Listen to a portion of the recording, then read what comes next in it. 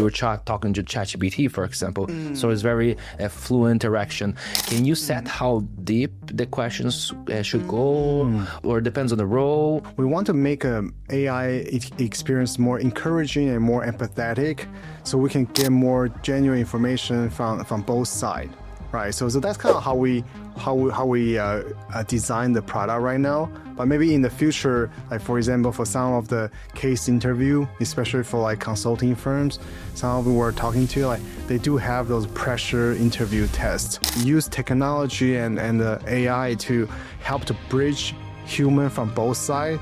So create more opportunity for them to connect more efficiently, create a community for product manager. That's pretty much a full-time. Yes.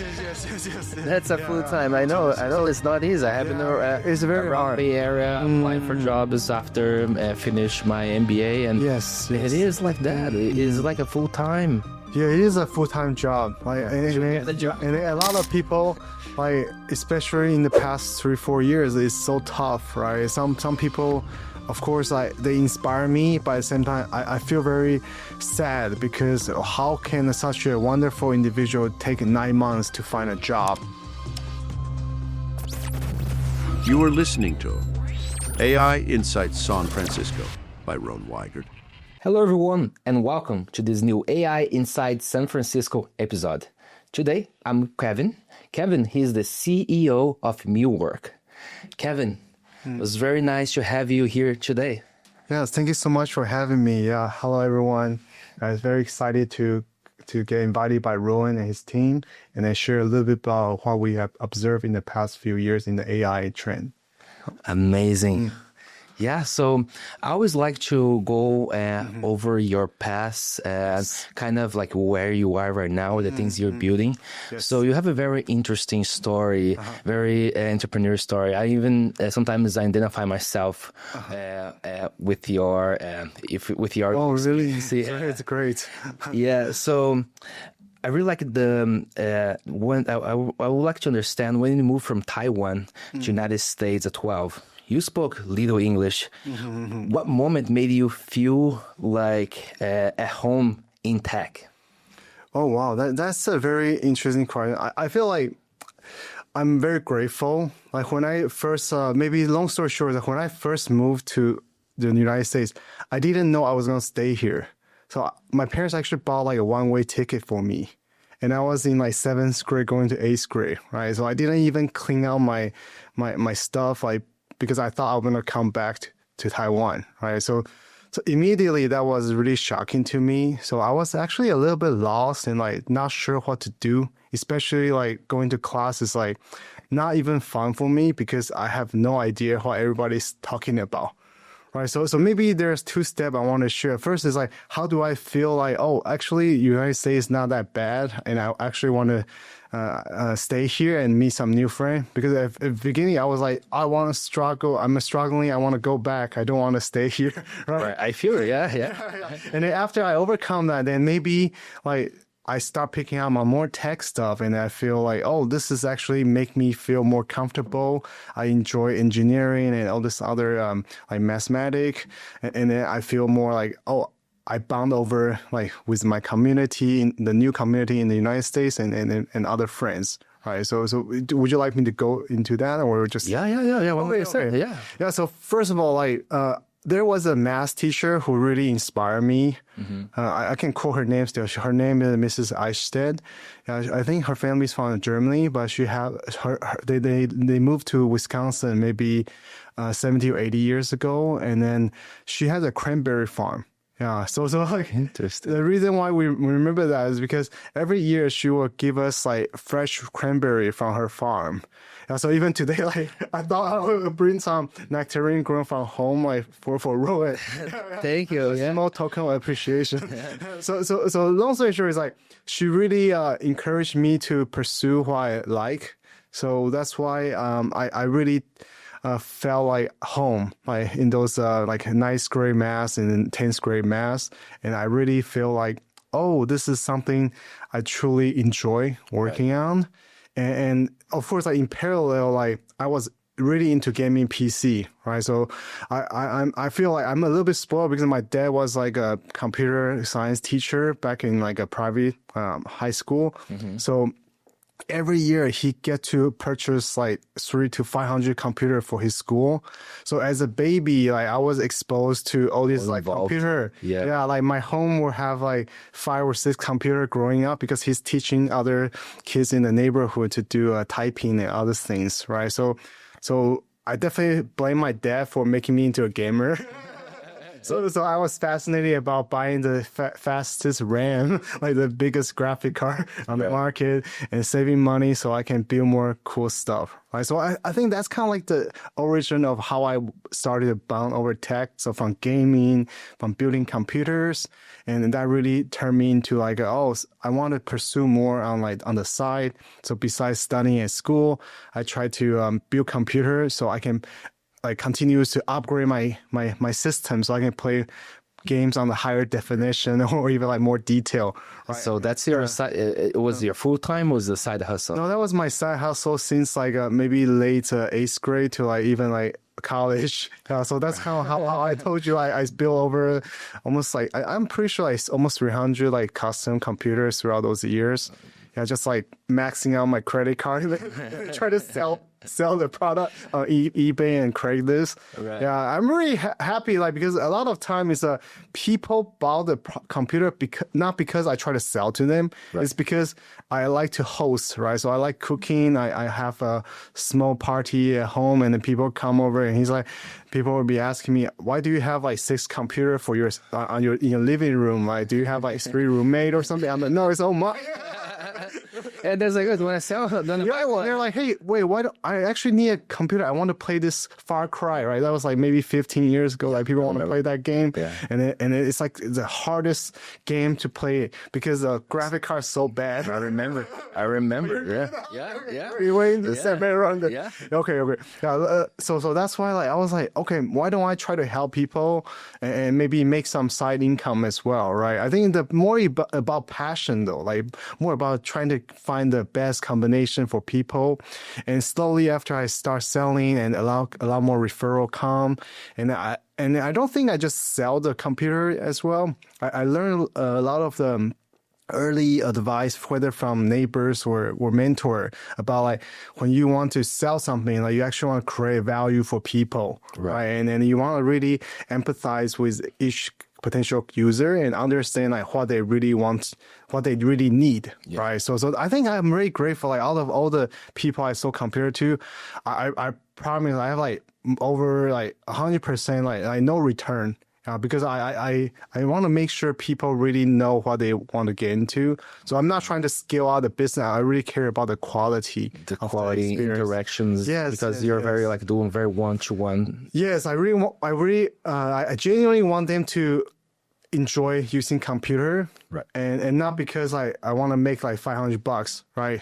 I think that's something I'm grateful because people around me trust me, so that I want to make sure I create the value for them when they buy something from me. And this come from your dad, and like all this story. Yes. He definitely inspired me a lot because I just have to. I just get to play with so many computers, and even if I broke them before, like I will try to fix them, right? So he will never like really get mad at me or anything. I should have been more mad at me sometimes. No, that's fine. That's good. Yes. And then now, going to a professional life, where do you study, and when was your first work experience after the high school? Okay. Yeah. So that's a great transition. So from even though I built all this computer, I love tech. Well, like deep down my heart as a kid, I always wanted to help others. I always want to be a doctor. Right. So I always have this passion where, I want to. Even as a kid, if I get hurt, I try to put a bandage and I try to fix myself, look very professional as well. Like that kind of encouraged me to pursue in like science and technology, right? So originally in college, I actually studied biomedical engineering at UC Irvine, and I later pursue like biomedical engineering again at a grad school called National Taiwan University. I studied abroad in Taiwan, right? So that's kind of like how I was able to learn more about like what I really want to do professionally. Right. So originally, I wanted to go through that whole MCAT med school route. But then I realized like bio and chemistry like super difficult for me because I'm like more of I don't want to say I'm a better engineer than a biologist or something, but it's more like I feel like the passion and the from building the project, like making sure things are working logically, both on the technicality side and the electrical engineering like component side, right? That made me realize like maybe like science and technology is or engineering in general is a better pursuit for me because I can actually build devices that help doctor to enhance the patient's experience. Right. So that's kind of like how I started my career. So I actually built this ultrasounding machine before for hospital use for stroke patients. And I also started like a project in my early career to help like build surgical tools for hospital usage for like some sort of like, it was working with Abbott, like AMO, Abbott Medical. And then all those experience kind of like made me realize like, even though I love technology, but it's really the talking to people, understanding like whether talking to patients, talking to doctors, talking to nurses, and like the care provider of the patient. It made me realize like, oh, that's something I truly like feel passionate about. Right. And so that was maybe like 16, 17 years ago. And I realized there's something called product manager. Like especially in tech, right? I'm like, it was so new for me. Like I didn't know that that's why I really enjoy. Like even from selling computer, I talk to the parents of the kid to kind of like educate them about why the kid need the gaming computer, right? I try to find out all the missing puzzle before I try to say, hey, this is your pain point, this is a solution. And this is my recommendation for the computer, right? So things like that in general, like made me realize, product manager is something I'm fascinated about, and I also want to move out from like the kind of like the deep hospital system, not because it's not impactful. It's like super impactful. I really admire those doctors and nurses who work like 30 hours straight, right? But I do realize like for me, it's like very sad and like hard for me to see like how come we only help people when they are in so much pain, like stroke patient, like super critical condition.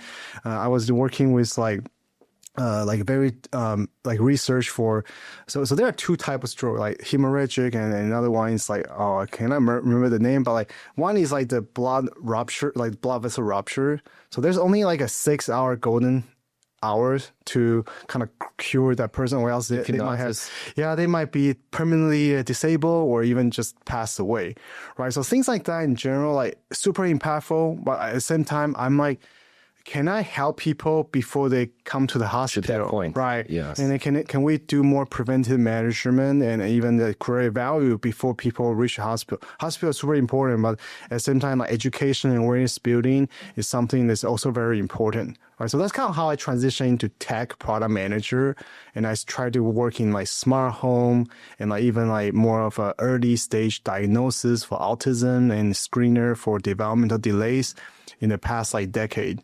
So I can go into more detail, but that's kind of like what happens now. I really like to understand this, that this transition is very, very interesting because you're always on the other side, on the like you mentioned, on the side that the end of the line for a lot of people. And I think, like you say, it is important, but at the same time, the energy that you invest in there might not be good for you. I know there's a lot of professionals that love this, going to do this for the entire life, but it's very interesting to see this, that you were able to self-awareness, see yourself as like, okay, let me go, like say, one step backwards, I would say. It's not even backwards, it's a different direction. That's right. That's a different direction. And I think that's pretty much is very impactful for you. Thanks for sharing. Yeah, I'm very grateful. Like when I started my career, like I have no idea, right? Like all the first job, even though it's like medical engineering, but like it has nothing to do with school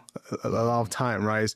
So when I was thinking about how do I transition into tech, like more consumer focused, I had a mentor who kind of like helped me, and then he basically helped me refer to get a job at like a company called Foxconn, right? So I actually learned a lot of how businesses or tech, like kind of like a traditional tech, mean manufacturing, do business and help their tech customer to create their product, right? So I actually had this like whole kind of like overseeing, like a responsibility to oversee the whole operation from a design to like a design for manufacturing to actual manufacturing, and to like even like transition work from like helping the customer to train our workers at the factory, and then build out the product in a way that's very efficiently built and a very low customer oriented. Yes.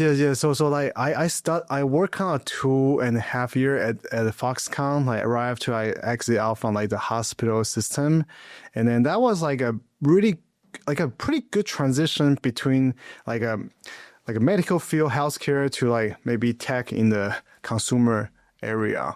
Yeah, so that's kind of like what happened. When was the time that you went through more than 200 mock interviews, and then after went to Meta? Can you tell me about that? Oh, yes.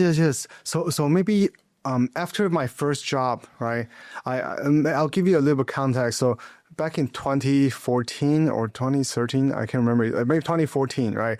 I joined this startup after Foxconn, and that's like a company that went to IPO like within 6 months when I joined. Wow. You know, and I was really lucky, and then I was able to see like, oh, the stock actually can be traded, right? And even though not a lot, because I was still kind of like junior back then, but it really made me feel very excited about startup, right? So in the past decade, from 2015, I actually joined a company, like a smart home company, and I was like the third co-founder. And I keep trying to build all this like consumer tech, whether IoT or even like that medical like screener product back at Cognoa 6 years ago, where we were the first like software company that got the FDA approval for autism screening and diagnosis, right? So we actually witness you can, with technology, you can cut down the time of the wait time for parents from like 1 year to 1 week to get help for their children, right? So that's kind of like the like a gist of my past, maybe from like 2015 to 2022. Yeah, so that company I've already had like a reorg like back in 2021 or something. So that was the time when I had this like period where I was like, should I do another company, or should I like find like a more like work at a bigger company like in tech, right? Because I never worked in like FAM before, like the Facebook, like Google, that kind of company before, right? Right. And so we want to get the experience to see different perspectives. Yes. So I feel like that's the missing piece on my resume where I don't have that exposure. So I was actually trying to actively look for a job in the big tech, and then I was really lucky that Meta recruiter actually reached out to me. Wow. Yeah, and I didn't reach out to them, right? So they reached out to me because of my previous AI experience for like Canoa and the other smart home company. So I thought like I have to do well, like, because the more I study, the more I feel I'm underprepared, right? In a way, if you go, it's almost like analysis paralysis, right? And then I just have to say I am really fortunate because of all the hours I spent. I met a few really nice people who have been through the whole Meta Google interview before, right? So one of the key things they told me is you have to do mock interview, because the thought of hey, I can watch a video and learn from it. Like I can look at other people do interview. You need to practice. Yeah, you just have to do it yourself, right? It's like it's like a gym. I mean, I look at Ruben. He's like so well shaped, right? I can hire the best coach, but if I don't put in the effort, then I will not see the result. Or right? if you just watch people training on YouTube, yes. It's not the same. Feel to go good there. here, but like when you tell me to do it, I will not know, right? Right. Yeah. So the answer to your question, like the 200-mile interview, like that was from like maybe like 2021 to like 2022, early 2022, because I was like prepping for Meta and I really want to get it, right? And then the more people I talk, they're like, hey, you know what, like Meta is super hard. Like they have like 2,000 people apply to one role, and then most of the time, like it's not even like your capability. It's more like luck as well, right? Because like that vibe check and things like that in general, you can be doing really well, but if you don't jive with the interviewer, they will still not pick you, right? So I was like, how can I make sure like I know, like at least I try my best to, when I walk into that interview, I'm not gonna be like, oh, I regret something because I didn't prepare enough, right? So that made me feel have this resolute mindset where I have to do my best and I want to be the best version of myself, right? So almost like looking in the mirror or practicing with each other, I was able to build more awareness about where are my key strengths and where are some of the areas I need to improve based on like the Meta's interview requirement, right? So I spent at least like I think 400 or 500 hours trying to find people, trying to do interview and reschedule interview, and then bond over the relationship with maybe like 50 to 70 people, like really close friend, and we still came to even later create a community for product manager. That's pretty much a full time. Yes. That's a full time. I know. I know it's not easy. I have been around Bay Area, applied for jobs after finish my MBA, and yes. It is like that. It is like a full time. Yeah, it is a full-time job. Like, and a lot of people, like especially in the past 3-4 years, it's so tough, right? Some people, of course, like they inspire me, but at the same time, I feel very sad because how can such a wonderful individual take 9 months to find a job, right? And it goes through like 1,000 application and all these things. So that's kind of like one of the big reasons why I wanted to start MirWork later. But like maybe I know we're not there yet, so like, that's would be the question. So was that a motivation for you to start MirWork? Yes. Yeah. So long story short, yes. And then I will tell you like a context of before I start MirWork, right? So after I got into the Meta, like like even. It's funny thing. I still recall one of the final round interviewer. He's like a great guy. He's like he has a startup background and he sold his company. And I can't remember he sold to Meta or something, but basically he became like a director at Meta, right? And then when he asked me a question, he was almost like half joking. He's like, this is only your first time interview here. So I was like a little bit scared. Like, does it mean like I have to get in like a few try, right? I thought I did well, so I was like, okay, fine. I'll just bluff it.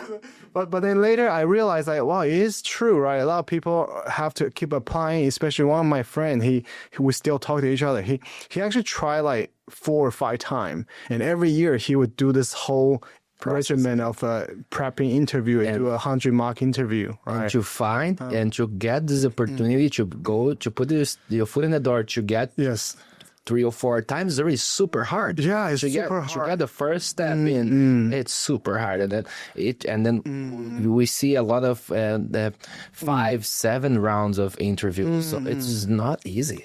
Correct. Basically, it's like 5 to 7 rounds, and you have to check all the boxes, and they have to have a strong opinion to hire you, right? So basically, you have to impress and also make the interviewer feel like they want to collaborate with you, right? So I think a lot of it comes down to empathy.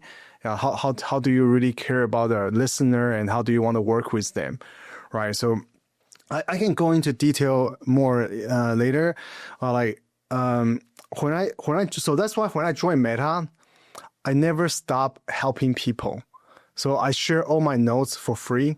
I found a 200 practice. I made it into a very clean doc. I update it from time to time. So I started to tutor and coach a lot of students. So in the past 3.5 years, I actually helped more than almost 200 people as well, like get into big tech company. Not everybody went to Meta, right? But some went to Google, some went to Amazon or like Spotify or even like Uber, right?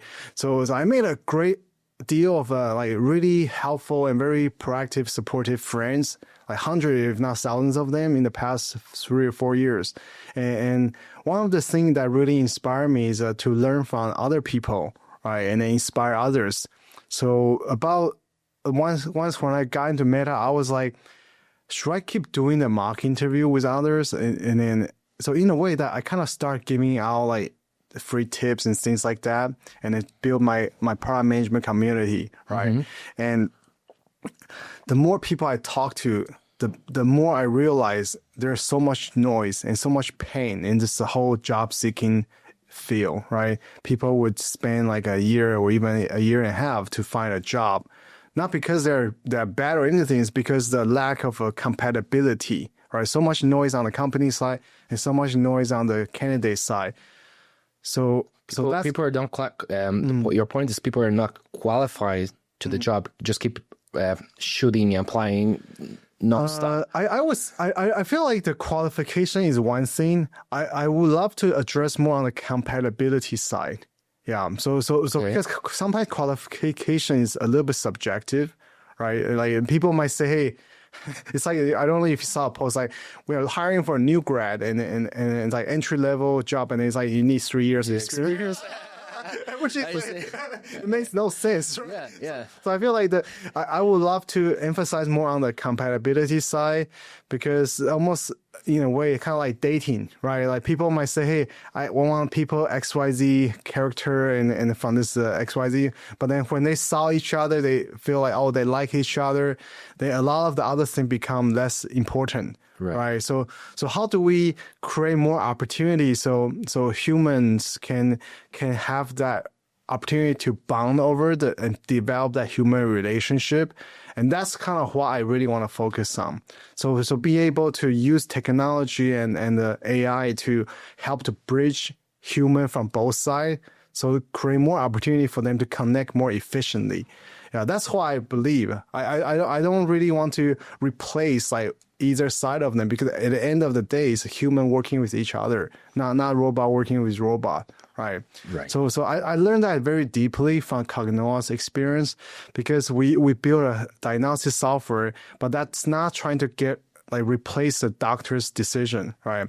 We only show a reports to present to doctor, so they can spend less time going through more signal and then make the most sound decision, right? So that's what I'm trying to do with MirWork as well. So we want to create the both side like a more transparent, like a more signal, so the candidate can know more about the company and the company can know more about the candidate and they can make a decision quicker. And I really like you to understand now the end-to-end, step-by-step, how is this interaction between the interviewer, the person, and the machine. Yes. Can you walk me through this process? Sure. So I was dividing into two steps. One is more like how the recruiting expert will interact with our platform. And another one is more about how the candidate will interact with our platform. Yeah, does that sound okay? Yeah. So as a hiring expert, I feel like the hiring expert are the more experienced person who should instruct what the AI should do on their behalf. Right? So if you go to our website, like you can actually see we probably have the most customizable experience for the expert. So in a way that you can customize what kind of question you want to ask the candidate based on your own pick, and then you can also decide how you want the system to evaluate based on which criteria, right? Whether communication skill, logical skill, analytical skills. You get to decide as a human expert, like what the system will work on your behalf, right? Because you are the expert in hiring and you are the ultimate decision maker. So we want to make a tool that's very resemblant to your need. Right, almost like any sort of customization, even the voice of the AI, or if you want to clone your own voice, right? We want it to work on your behalf, not to replace you.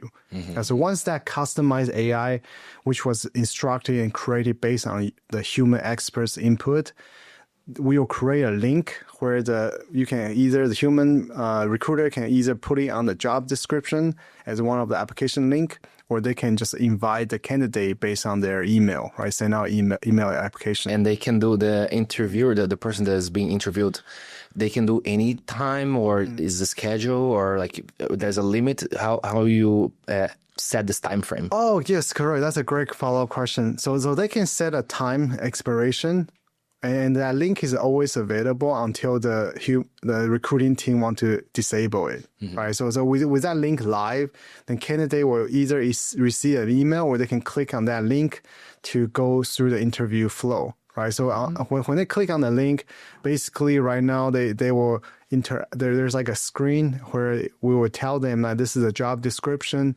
and this is like an AI interview, and this is more for like to help you share more information about yourself. So like we can know more about you beyond what's on the resume, right? So because on the resume usually it's like 500 to 800 words, and doing like even like this kind of conversation we're having right now, usually in a half an hour, there's like thousands of words being interchanged, and each of the sentences are all iterative, right?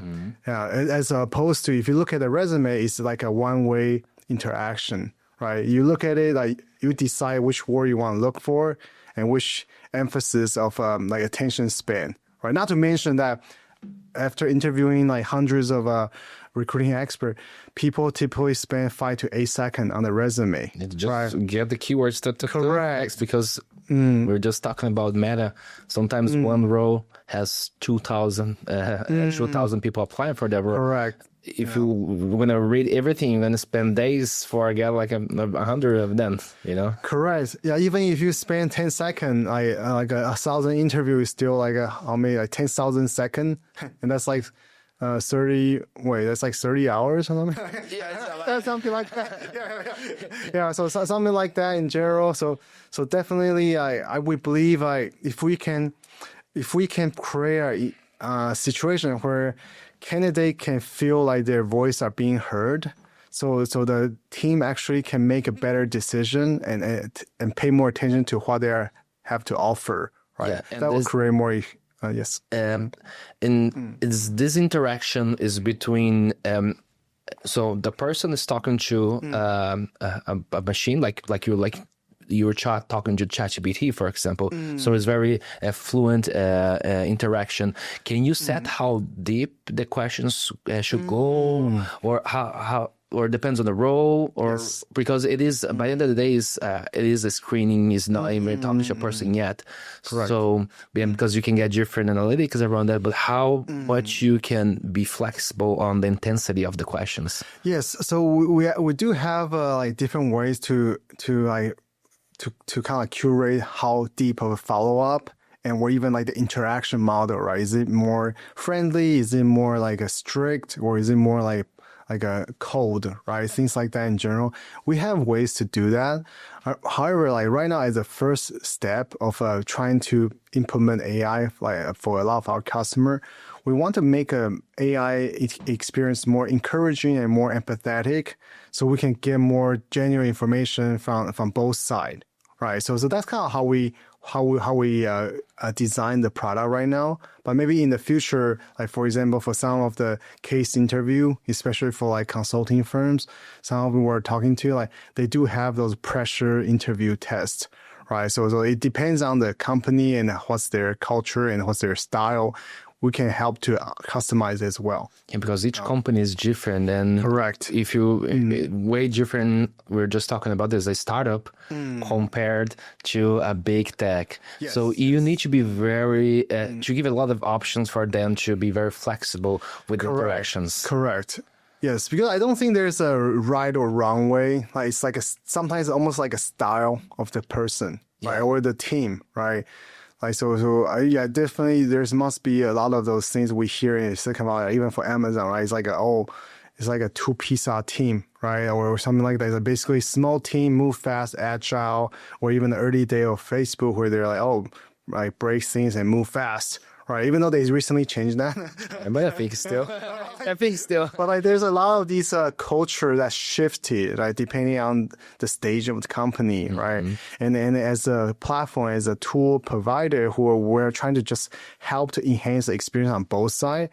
We're not there to like judge or people or tell them, hey, this is what you should do, right? Because we only want to encourage and like enable the both sides of the team to showcase like their true value and true strengths, so they can make the decision faster. One thing that we were like before we start this, you're showing the dashboard. One thing that I noticed is very interesting. After the conversation is done, we have the recording, but you have a lot of analytics around that, and you can visualize it, the performance, the not only the performance, but like if, I think we were mentioning about it, like the vibe checking kind of thing. So how you come up with this analytics on the back end? Yeah. So that's definitely a great question. Like, so based on the word choice, you can also analyze how positive or how neutral or even like a negative connotation of like the word choice, right? And even if you really want to go deep, you can go infinitely deep depending on like the model and how you analyze it, right? So because I have conducted like thousands of interview and we work with like experts of different tech communities, we came up with our way of interview like evaluation. Yeah. And so that's why we created an evaluation like the dashboard you see, right? You saw earlier. And however, though, that's only like a start. So I would like to kind of like use the analogy of that's kind of like an ACT score or like a GPA or something, right? It's only like a proxy, right? We're not saying, hey, because of this, you have to get in, or if because of that, you're not going to get in, right? So we only presenting some more information to the hiring team, and they can override that information as well, right? So in a way that in our system, like a human expert can actually go in and override that any of the metric and even like comment on like why they think this score should be that instead. Right. So in a way that we want to create that system where it can be more iterative, it can also interact with the human reviewer. So in a way that it will try to kind of whether mimic or even like try to work more efficiently to get a more consistent and more accurate result. Yeah, that's kind of how we do it. Yeah. Got it. And now I want to understand about biases. How you protect the both sides to don't be biased for some reason. The model thinks is right and model thinks is wrong. Yes. How do you see that? Yeah, of course. That's a huge thing, right? So I believe everything has a bias, right? Or even whether human or even models, right? But what we can emphasize on is how do we make sure like everything is consistent and accurate to the best of our knowledge, right? And ultimately, like the human decision are the person who go in and review those information. We interview hundreds of candidates before I launch the product, right? A lot of the pain point that the candidates feel is that they never get an interview and they never feel like their resume actually get reviewed, right? There's a lot of fear where they thought there's like some AI robot just like take a look at everybody's resume and just like pass, not pass, right? And that's actually not true right now. Like a lot of people we talk to, like most of the people we talk, the recruiting team, right? They still manually review the resume. So I think the problem is more about can they use that 10 second of their attention span to see the thing they wanted to see, right? So that's why like for the candidate experience, it's more about how do we make sure candidates' voices are being heard and they get a result quickly, right? So for example, like, of course, everybody want to get hired, but even a timely rejection is better than a black box and no response, right? So that's what we really want to strive for, right? So it's two things. Make sure candidates' voices are being heard and make sure our system create a mechanism where the candidate can get a result faster, whether pass or not pass. And now talk about the ATS system, the classic ATS. That's the screening I think all the companies used. Should on the future, should we move into more towards continue the ATS or more towards AI-driven workflows? Yeah, I definitely see a trend, and even like maybe this might be like a hot topic, or people might feel like, oh, it's like the one is better than the other or something. But that's not what I believe. I actually believe it depends on the company and like their stage and like how many people they're hiring, right? And because every company is different. Like even for like a same medium-sized 300 to 500 employee company hiring product manager, their need and what they're looking for could be totally different, right? So some company more remote, like focus, so they don't care about the time difference and they don't care about other things. However, some company are more like 5 days back in the office, right? So I think in a way to answer your question about the ATS versus more AI driven, it depends on what the company need and what's their workflow, right? So I don't think one is gonna kind of like overpower other one and then it just like completely destroy the other one. It's going to be more like a balanced approach.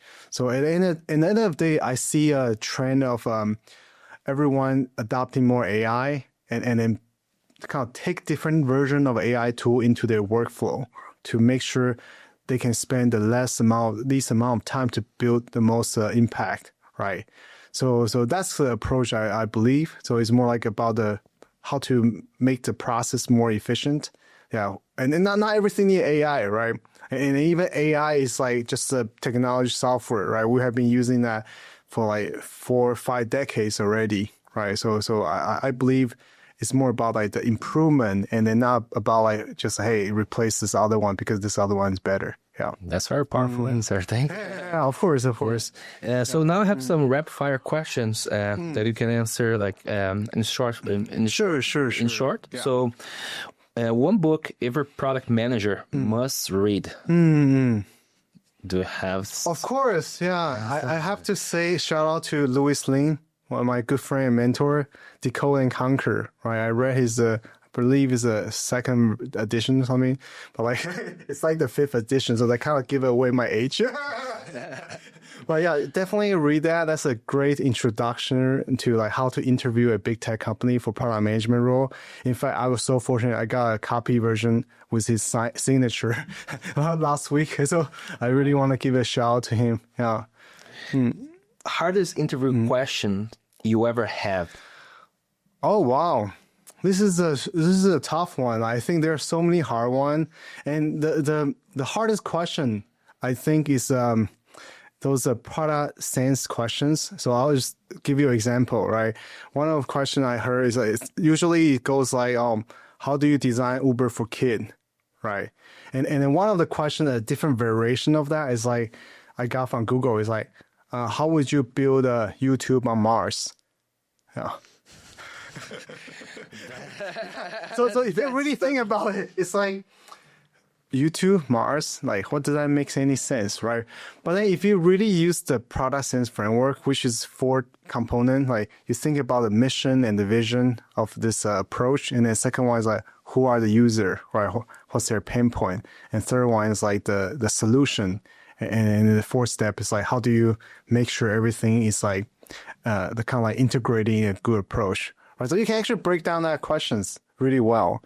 Yeah, so that's kind of like one of the hardest things because it might sound easy or it might sound really hard, but it's all about that interaction and the approach. And then the structure. Yeah. Yes, a structure response to showcase you are very creative and you really care about the audience who's listening to you. In this case, it's like potential customer or the interviewer, right?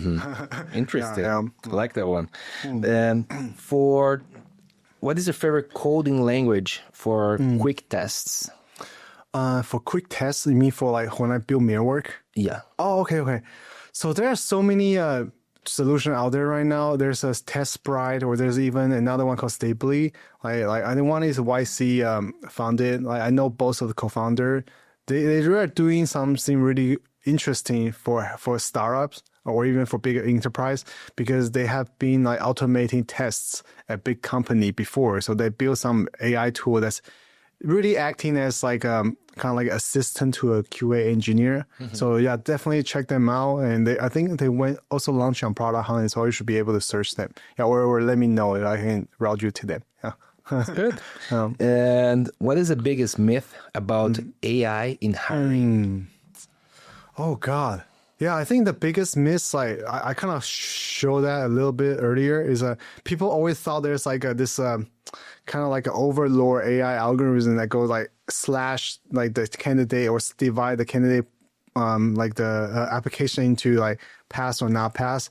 Like there's no such thing. Yeah, especially that we talk to so many people, like that's not the approach, right? Because I think ultimately, even for a big company like Meta or Google, right, the VP or director, they cannot just say, hey, I want to hire this one and bring the person in, right? Because there's already a system of processes to make sure every step from like the resume review to the first interview to the second interview, everything is reported and well documented, even audited into a candidacy package, right? So like, don't worry too much about like, hey, if I didn't do well this time, like, and I'm not gonna have any chance, right? You should really think about like, okay, even if I didn't pass here, what went wrong, right? Is it more like the vibe check didn't work out, or is it more like the technical part didn't work out, right?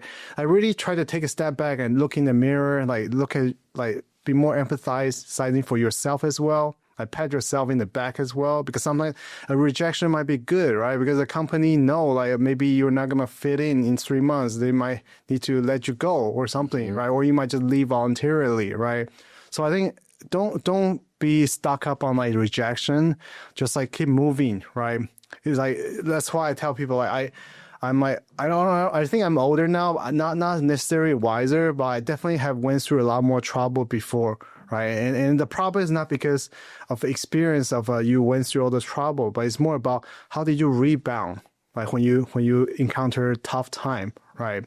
So same with interview, right? Okay, if I didn't make that one, like did I learn something? Like is there something I'm missing that I need to work on? Right, because sometimes it might not, right? It might just be like company doesn't have a good match, right? And it's not like they're bad or you're bad, right? It's more about the compatibility. So why don't you spend more time to find out what you will really work for you, right? And then keep going, right? That's very powerful closing. Yeah. So thank you, Kevin, for being here. We went through your past, went from coming from outside to the United States. I understand your side hustle and how it motivated you to go to the bio and then from bio to tech and to create Millwork, such an incredible product. And thank you for coming here and share this with us. Yeah, thank you so much. Yes. Yeah, thank you, Rowan, for hosting. Yeah, thank you so much for your attention. Yeah, really great to meet you all. And yeah, feel free to connect on LinkedIn or share any questions. And we'd love to talk to you more. Yeah. And I see you guys on the next episode.